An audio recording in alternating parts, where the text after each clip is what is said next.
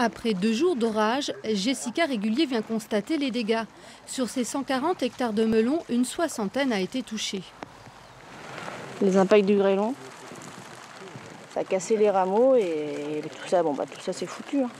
Les conséquences, c'est qu'on risque de ne pas cueillir de melons parce qu'avec toutes les quantités d'eau, le pied du melon va pourrir. Et voilà, il faut savoir quand même qu'avant de récolter un melon, on investit quand même 7 500 € de l'hectare entre la main-d'œuvre, le paillage, les produits phyto, les engrais, la main-d'œuvre et tout. En 2 jours, il est tombé 90 millilitres d'eau sur la commune d'Anglier. Toutes les cultures ont été endommagées, des mares dans les champs de tournesol, des arêtes de poissons dans les champs d'orge.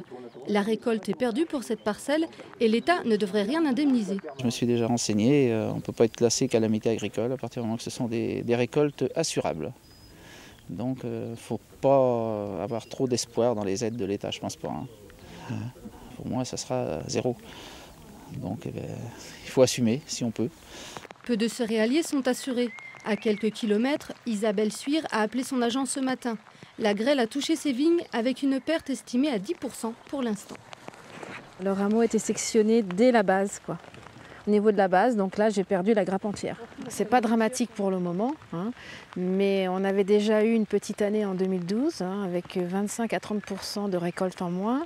On espérait que 2013 puisse un petit peu remettre les compteurs à zéro, et puis aujourd'hui on n'y croit plus trop.